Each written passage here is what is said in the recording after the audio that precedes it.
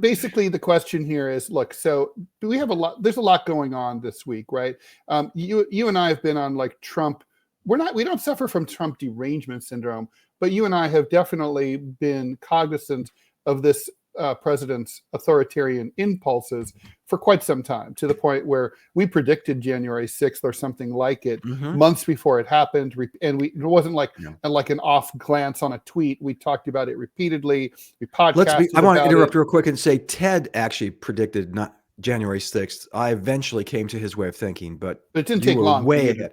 But you didn't come. You weren't far behind me, really. You're being too modest. But anyway, the thing is, there's so much going on right now. So Trump is repeatedly talking about how he ought to run for a third term. At CPAC, the Conservative Political Action Committee meeting in Washington this past weekend, an official third term project was announced and is raising money and has swag and everything. He jokingly called himself the king on social media and quoted Napoleon, who said, "He who saves his country does not violate any law." That seems to be like an indication that he plans to ignore unfavorable Supreme Court rulings on his numerous executive orders, some of which obviously are unconstitutional. He recently purged, he seems to be purging the military. He just fired the chairman of the Joint Chiefs of Staff. The excuse is that he's too woke. The dog whistle is that he's too black. But the truth is he's being replaced by a MAGA loyalist. Two other top military officers are out. All the JAGs are out. The judge advocate generals, who are basically all the military lawyers who interpret the the code of military conduct.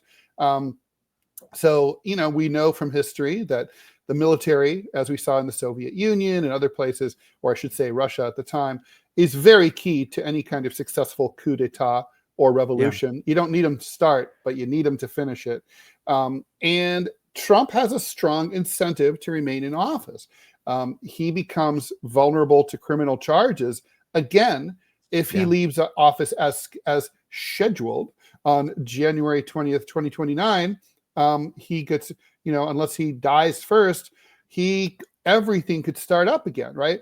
So, the question is, now, on the other hand, he did leave on January 20th, 2021.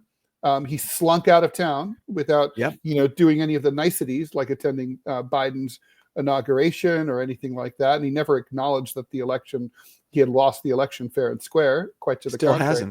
Still hasn't. So,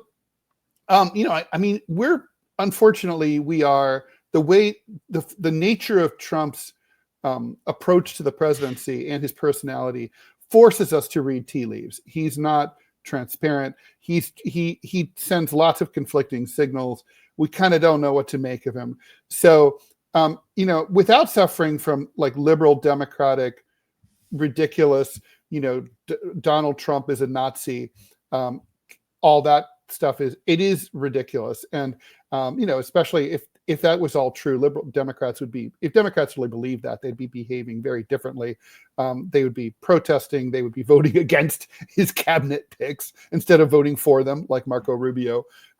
So there's a lot to unpack. And look, normally, as you know, and as people who watch this podcast know, I'm usually pretty certain about my opinions. But I'm not. In this case, I don't know what to expect. I really just don't. How about you? I'm in this world and in this environment of absolute certainty, we're going to give you two guys who are brave enough to say, we don't know. Yeah. And I think there's something to be said for that. I don't know where this is going. I just read an interesting article this morning written by somebody who worked for Trump, still liked him, but said, do you have to understand Donald Trump's motivations? They're not what they appear to be. They're always personal, and it's always based on getting what he wants. Right. They talk about his bankruptcies and the fact that he never entered into a contract that he would say behind, after his sign. He knew he could wiggle out of it, and wiggled out of many contracts he did.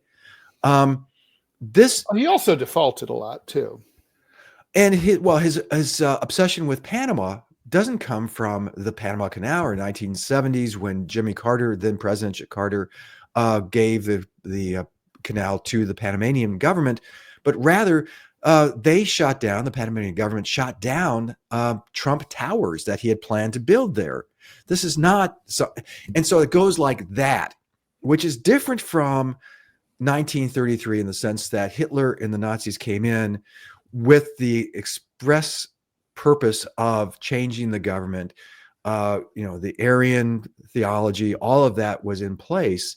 It wasn't like lurking in the background. It was front and center.